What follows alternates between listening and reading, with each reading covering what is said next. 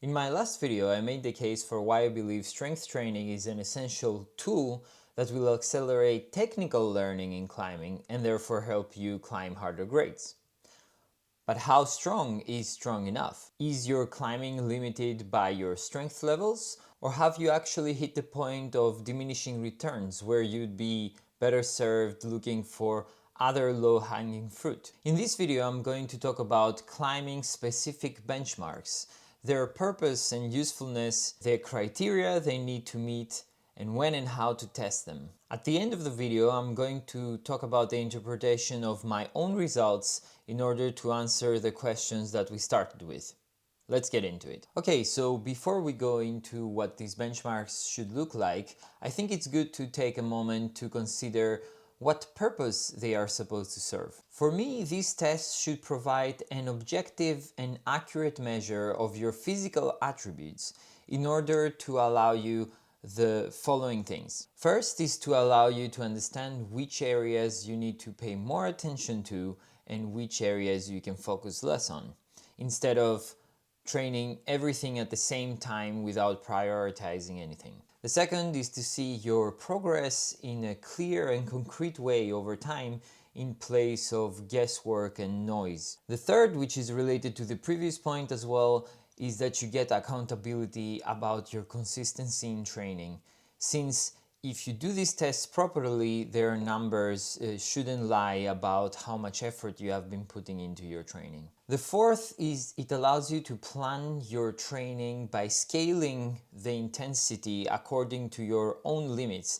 instead of taking some arbitrary numbers from other people at the wall or online that have nothing to do with your own ability. The fifth is to prevent injuries, since, for example, you could identify imbalances between your different limbs and start addressing that before you start overcompensating with your stronger limb and then leading to injury. The sixth one is to test the effect of training or a nutritional intervention by testing these benchmarks before and after, instead of falling prey to the placebo effect or some other cognitive biases. And finally, it's to honestly assess where you are after a potential injury and plan your return to full fitness in a principled way, instead of jumping in way too fast and getting re-injured, for example. Alright, now that we know their purpose, let's look at some characteristics of good benchmarks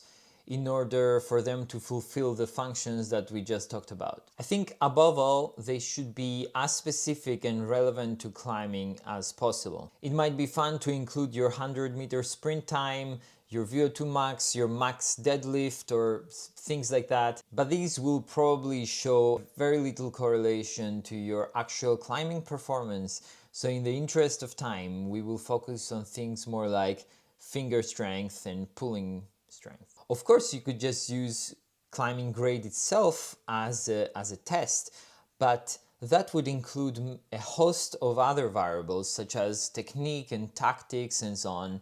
So it wouldn't be as useful to isolate specific physical attributes like strength or flexibility that you would want to look at specifically. Next, these tests should be as objective and quantitative as possible so that you can rely on them with relative confidence when you are making certain conclusions based on the numbers. They should also be standardized, meaning that you should use as much as possible the same equipment from session to session and also do them under the same conditions. For example, the time of day, the rest you took before, your fueling strategy, and so on, so that you can get rid of as many confounding variables as possible and isolate the factors that you're interested in. Related to the previous point, these tests should be as easy as possible to apply using hopefully commonly available equipment so that they are repeatable.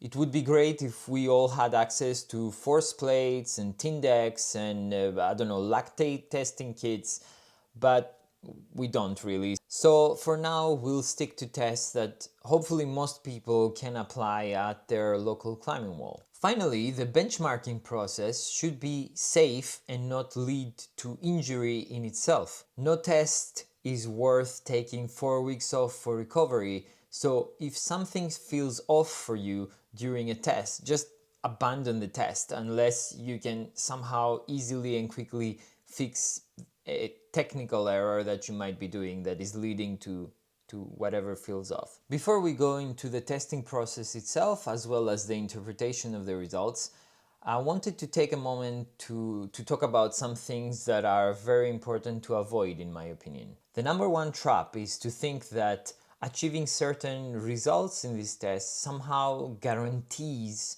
that you'll be able to climb a certain grade. And this really couldn't be farther from the truth. I'll use my brother as an example here to illustrate this point for a phenomenon that is becoming more and more common as climbing is becoming more widely popular. My brother is very strong off the wall, being able to do weighted pull-ups with I think 50% of his body weight or more right off the bat. And even being able to hold the half crane on a 20mm edge with added weight, with no training whatsoever. And these numbers are lifetime goals for people who have been climbing longer than he's alive, since he's 21. But he has climbed probably fewer than 20 times in total, and he would probably struggle to do any sufficiently technical problem, even if it's quite easy. My point here is not to knock my brother because he's a boulder bro, but to say that some people are just strong,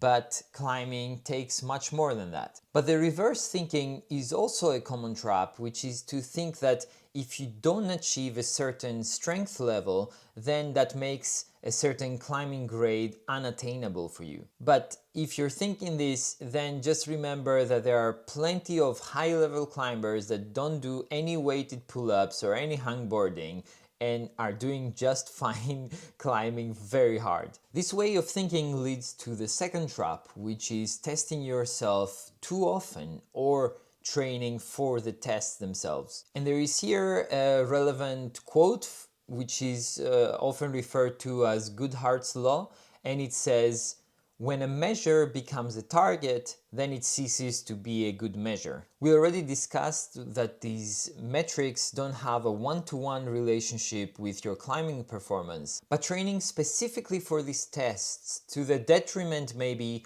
of spending more time refining your movement technique and other factors related to your climbing ability, will further decouple any relationship between these metrics and climbing performance, rendering the tests effectively useless for you. Finally, as I mentioned in the previous section, you have to avoid injury at all costs. Before you test, you should be familiar with all the exercises you're doing and what is proper form in each one. And trying so hard that you injure yourself isn't worth it.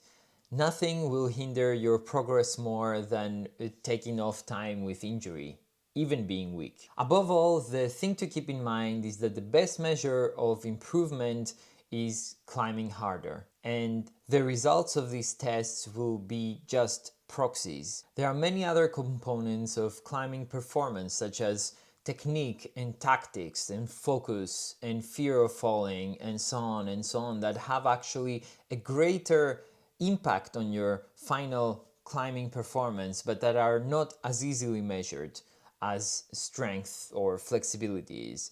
So keep this in mind when you interpret these tests. Alright, now that we got all that out of the way, let's go into the practicalities of doing the testing itself. First of all, like I mentioned, you should be well rested before the testing, so not doing this after 3 days of limit bouldering in a row, and not at the end of a full session either. I would say having one rest day before the testing day would be great. You should warm up sufficiently for the exercises you're doing. You can do a general warm up if you want, like jumping jacks or skipping rope or things like this. I personally do the exercises themselves with lower weight and gradually ramp up. In terms of sequencing of tests and exercises to do, I would say do any endurance tests at the end of the session, because strength and power rely on strong neuromuscular drive in order to have very high output in a short space of time. So that will be greatly impaired if you're in a fatigued state, and that's why it's best to do them while you're fresh and leave the endurance for later. You have to gradually increase the load of the exercises, and if you kind of have a ballpark estimate of what you can do in each one, then you might be able to save yourself some fatigue by kind of skipping close to that limit. While in general, while you're far away from your maximum, you will be able to take bigger leaps, bigger increments of weight or intensity. And then as you get closer to your max, you will have to add weight or intensity in much smaller increments. Take sufficient rest between any attempts that you do at your max. I would say at least 3-5 minutes so that you're ready to try really hard on your next effort. And finally, I'd say don't try your maximum effort more than 3 times. It's unlikely that you'll be able to do it on your 4th or 5th go, but the likelihood of injury will be going up and up during that time. Okay, let's now go into the benchmarks themselves. I split them into a few categories: pulling strength and power, finger strength / grip strength, finger endurance, core strength, and finally flexibility. For pulling strength, I did a weighted pull-up for 1 or 2 rep with maximum added weight. So this is the maximum added weight on myself with which I could do barely 1 pull-up or 2 pull-ups. To measure single arm strength and account for any imbalances between my 2 arms, I also tested 1 arm pull-ups. So how much weight I needed to assist or add in order to be able to do one arm pull-up for each arm. For explosive pulling power, I tested the maximum 2 moves I could do on a campus board using jugs, and I also tested the maximum reach I could have with only just 1 arm. For finger strength, I tested a 5-second weighted dead hang with a half grip and a 3-finger drag on the Beastmaker 1000 holds, so around 18 to 20 millimeters. And I also tested with 1 arm dead hang with assistance. And finally, I tested the minimum edge that I could hold for 5 seconds. Here, I also tested lifting an edge from the floor, again for 5 seconds, and with a 20 millimeter edge with each hand at a time. For other grips, I tested a 5-second weighted hang from the Beastmaker 2000 30-degree slopers, and also lifting the lattice pinch block with added weight from the floor with each hand. Finally, partially testing for rate of force development, I also did another test on the campus rungs, but this time on 20 millimeter rungs. For finger endurance, I did 2 tests. The first one being a continuous dead hang to failure with no added weight on the 20 millimeter edge, and also a 7-3 seconds repeater until failure, counting the total time until failure. For core strength, I did again 2 exercises, one being an L-sit time to exhaustion, and second, front lever progression that I could hold for 5 seconds. So from full tack to half tack to straddle to full front lever. Finally, for flexibility, I tested my maximum box split distance, my ankle flexibility measuring against the wall, and 2 video tests, one being the butterfly and second the pancake, in order to calculate the angles that either my legs or my torso had from the floor. As you can tell, these are very comprehensive, and by no means do you have to test all of them. Sometimes they are redundant and they are partially measuring the similar things. You can just choose a minimal set that you can do with the equipment that you have available easily, and more importantly, that are relevant to your own goals in climbing. As you might guess from this entire video and from my profession as a scientist, I kind of like looking at numbers and doing analysis and so on. But in the end, there is no reason to copy any of what I'm doing if you're not into it. Climbing is supposed to be for fun, and if this testing is taking the fun out of it for you, don't do it. For me, it's kind of fun, so I like testing things. Okay, let's finally go into the results I got myself and how we could interpret those according to some data sets that are publicly available. So on the day of the testing, my body weight was approximately 70 kilos on average over the past week or so. So I will be normalizing the weights to that. For the weighted pull-up 1 rep max, I got 60 kilos added on. So that would be 185% of my total body weight for 1 rep.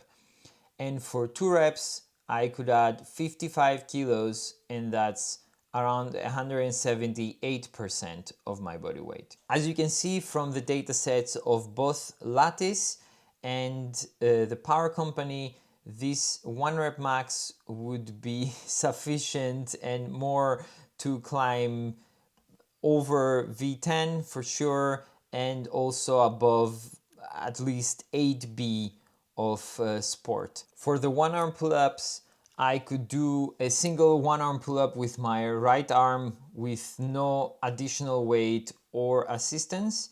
And for the left arm, I needed 2.5 kilos of assistance to do a single 1-arm pull-up. So there is a bit of a difference in those. Now going to the power metrics, I could do a single move of 1 to 5 with the right arm on the jugs, and I could do only a 1 to 4 on this day for the left arm, unfortunately. For 2 moves, I could do 1, 4, 6 for both arms, but I couldn't do the 147, which is kind of considered the classic target to reach in climbing. And going over to the finger and grip strength, for the weighted dead hang for 5 seconds on a half crimp, I could add 65 kilos, and that's around 192-93% of my body weight. For the 3-finger drag for 5 seconds, I could add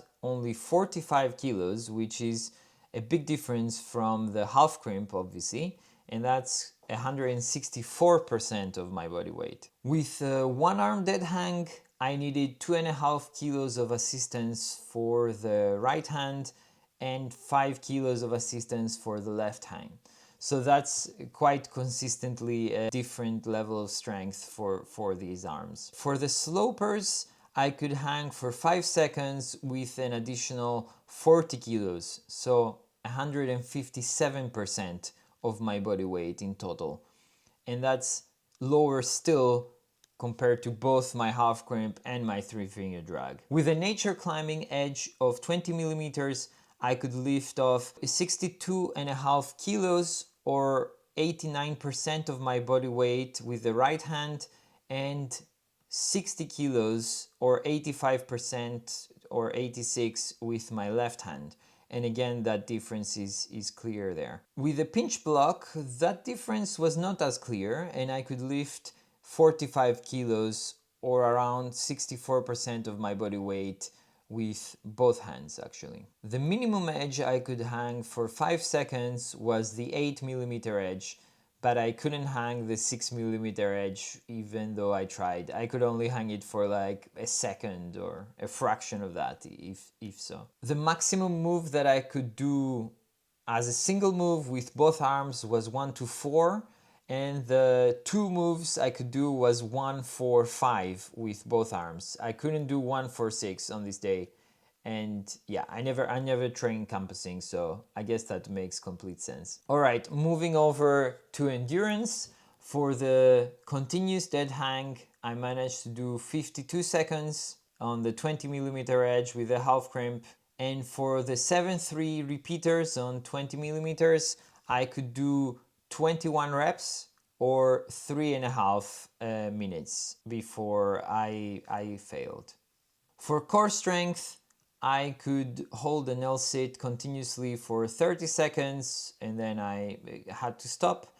And for the front lever, for 5 seconds, I could hold a half tack position with one leg extended and one tucked for both legs, but I couldn't hold the harder variations like the straddle or the full front lever, obviously. For the side split, I was quite happy because I got 176 centimeters, and that's 11 centimeters longer than my own height, which is 165. And for the ankle flexibility, it was around 17 centimeters for both ankles away from the wall that I could still touch my knee to the wall. Finally, based on the video that I took of my pancake and my butterfly, for my pancake, unassisted, I could have a 65-degree angle with the floor, which is pretty bad, as you can see. And with assistance, so pulling on a weight,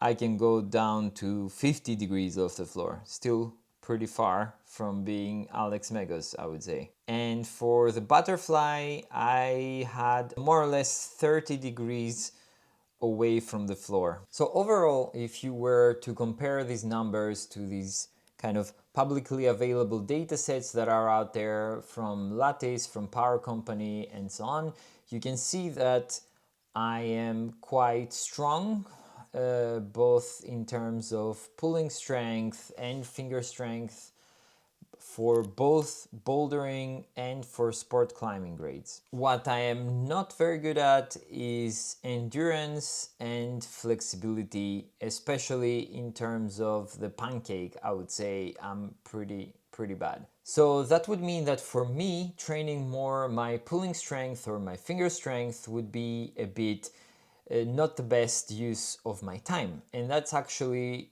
exactly what I am not doing in a way. So I'm not actively training either my weighted pull-ups or my dead hang half crimp. What I'm doing is I am incorporating a few of these exercises into my warm-ups, and I do a little ramp up of intensity so that I am properly warmed up to try then for my session. Something to be mindful of is the strong sampling bias in these data sets, which is that the data sets don't really represent the whole climbing population kind of uniformly, but they overrepresent a small proportion of the people, which are the people that specifically train and are interested enough to put their numbers and their strength to the test and participate in these datasets. So these datasets will then tend to show people that are stronger for the grade than the average population will be. A potentially better way to be using these tests and these results is to compare to your own previous results from previous benchmarking sessions, and then see whether your training or other interventions are working or whether you need to change something. And yeah, to keep in mind is to not keep changing things all the time, but give time for interventions to work properly. Then you can use these numbers that you get from these tests to scale your training appropriately. So you take, for example, your pull-up 1 rep max, and then you scale that down to 80-90%, and then do your 3 to 5 reps for each of your working sets there, for example. So what are the factors then that explain, for example, the discrepancy between my own strength levels, which are quite high as we have discussed, and my lower actual performance on the rock, which is not on par with those strength levels? What are the limiting factors and the weaknesses in my own climbing that are holding me back, and what might be holding you back? And this is the topic of the next video I would like to make, which is doing an honest self-assessment and finding out your own weaknesses and limiting factors. If you would like to watch that video, please subscribe and stay tuned for that. Thanks for watching and see you all in the next video. Bye bye.